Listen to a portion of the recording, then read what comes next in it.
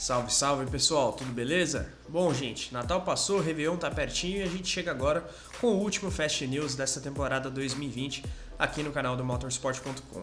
E para fechar o ano com chave de ouro, a gente vai tratar aqui do principal personagem aí do esporte a motor em 2020. Claro que eu tô falando do britânico Lewis Hamilton, que conseguiu aí o seu 7º título mundial na Fórmula 1 e igualou o recorde histórico de Michael Schumacher, além de ultrapassar o alemão em termos de vitórias na Fórmula 1. Portanto, Hamilton é o piloto que mais venceu GPs da F1 em toda a história. Para falar um pouquinho do Hamilton, a gente convidou no GP da Hungria desse 2020 Lucas de Grassi, o piloto brasileiro da década, campeão da Fórmula E com passagem pela Fórmula 1, que inclusive correu pela equipe na qual o Hamilton foi campeão da GP2.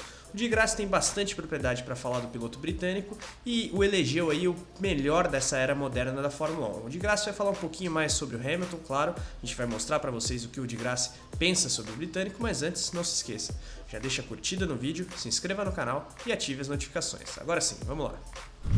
Na verdade, a tendência é das melhores equipes escolherem os melhores pilotos escolherem as melhores equipes e terem um pacote dominante em determinado período da Fórmula 1. Tanto com o Schumacher, com a Ferrari, Red Bull, Vettel, enfim. E, obviamente, você precisa ter o melhor carro com o melhor piloto. Não necessariamente, você precisa ter um excelente carro com um excelente piloto para ganhar um título. Porém, pilotos que, na minha opinião, não teriam capacidade de ganhar um campeonato mundial em equipamentos normais, em equipamentos que seriam parecidos, ganharam campeonatos mundiais. Enfim, Damon Hill foi um excelente piloto, mas, no meu ponto de vista, não foi o Vettel, acho que também não ganharia 4 títulos.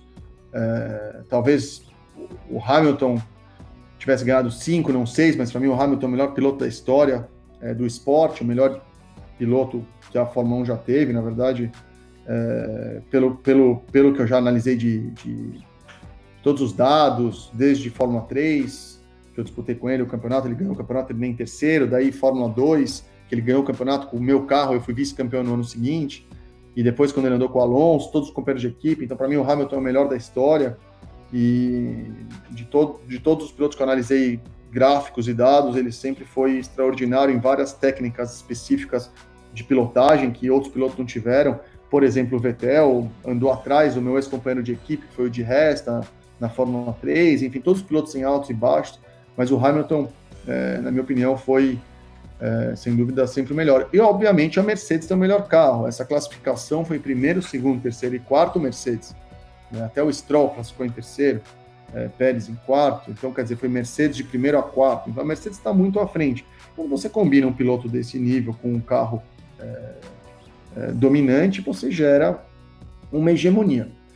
O que a gente fez na Fórmula E para tentar manter o entretenimento de uma forma mais alta possível? A gente tentou fazer o seguinte, do modo de vista esportivo, quando você tem um benefício de estar na frente do campeonato, quando você tem um equipamento e um piloto dominante, ele tem uma piora na posição de classificação dele para a próxima corrida, que é a história dos grupos da classificação. Então é muito difícil você ter uma hegemonia na Fórmula E. A diferença dos grupos na classificação é maior do que a soma do carro e dos pilotos. E, obviamente, tem pilotos, tipo, o Hamilton pode ser o melhor piloto da história, mas talvez ele esteja, sei lá, 1, 2 décimos à frente do Verstappen, às vezes um pouco atrás, 1 décimo na frente do Bottas, e não um segundo e meio. Isso acontece com o carro. E a Mercedes é exatamente isso. A Mercedes, mérito deles, eles têm um budget muito grande, mas não botaram uma equipe muito boa lá em Brackley, juntos, e fizeram um carro que está dominando há década aí, e eu não vejo, até mudar de regulamento, outra equipe com capacidade de disputar. Só para deixar claro, você falar que o Hamilton é o melhor da história, você está comparando esportes diferentes. A Fórmula 1 de hoje em dia não é o mesmo esporte que era a Fórmula 1 dos anos 70 ou 60. Hoje em dia você não tem nenhum risco físico. Se você bater o carro, a chance de você ter um acidente importante e se machucar é zero. Naquela época, andar em Nordschleife, andar em Spa com um carro, eu guiei o Copersucar em Interlagos. Eu guiei o Copersucar do Ursinho e do Emerson. Era uma lata de sardinha com tanque de combustível em volta, verdade. Era uma lata. Deu medo ou não? Não deu medo, porque também o carro era um carro meio de show, eu não andei no limite, mas cheguei lá, 200 e pouco, acelerei, era um carro que se mexe e tal, mas o ponto é um carro que você fica inteiro para fora, se você bate, você sabe que você vai se machucar. É completamente diferente, as pistas são diferentes, os carros são diferentes, a técnica é parecida, mas obviamente não tem o fator risco, que naquela época tinha. Então são esportes diferentes. Então é falar o que era melhor, sei lá, um cara que surfa ondas grandes ou o cara que é melhor surfista numa onda. São coisas separadas, é surfar, mas a gente está comparando outras coisas. Então, partindo dessa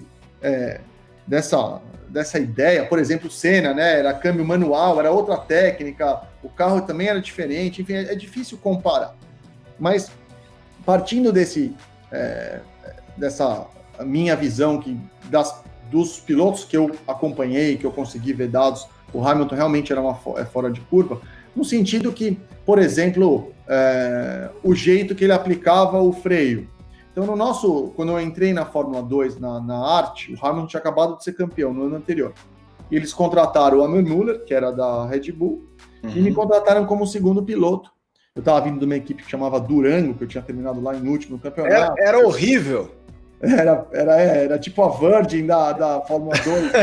É isso aí. E tinha terminado lá atrás, acabei fazendo um teste, eu, Conway e tal, acabei entrando na equipe, eu e o Amir Müller, e o Hamilton tinha sido campeão, então os dados que a gente comparava quando a gente ia para Istambul, quando a gente ia para Spa, eram os dados do Hamilton, porque era do ano anterior. E o carro do Hamilton era do Amir Müller e o meu carro era do outro piloto lá, acho que do Premack, que correu com o Hamilton. Premack.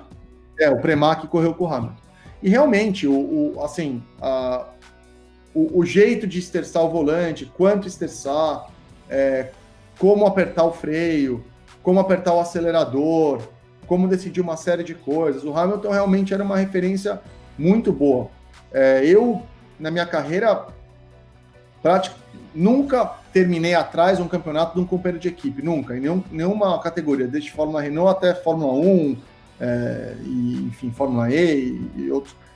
Mas realmente, olhando ali os gráficos do Hamilton, foi uma das primeiras vezes da minha carreira que eu olhei e falei, olha, eu consigo melhorar aqui, consigo melhorar ali. Isso me fez evoluir muito como piloto, para tentar chegar no nível do Hamilton. Não era impossível de chegar, mas era uma referência muito boa. Normalmente eu via gráficos e falava, essa curva, esse cara aqui, dá conseguir aplicar um pouco mais de freio aqui, porque o downforce, o volante ele virava um pouquinho antes da carga máxima de freio. Eu posso ficar falando aqui 2 horas sobre a especificidade de você como fazer uma curva do jeito certo. Uhum. Mas do Hamilton eu olhava direto ali o gráfico e falava, realmente, ele mereceu ser campeão de Fórmula 2 pelo que eu vi ali. E depois acompanhei, obviamente, a carreira dele, tenho algum contato com ele.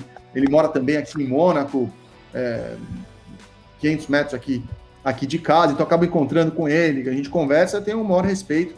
E realmente acho que, apesar, ele consegue ter um foco, que ele consegue fazer uma série de coisas, ele está aí lutando por justiça social, fazendo roupa, fazendo várias coisas, e chega na Fórmula 1 e anda na frente do Bottas, que o Felipe acabou de falar, consegue fazer alguma coisa que parece comum, parece fácil, largar na pole, naquela condição, abrir 20 segundos, manter aquela distância e terminar a corrida em primeiro. Isso é o mais difícil de fazer, não é assim que funciona.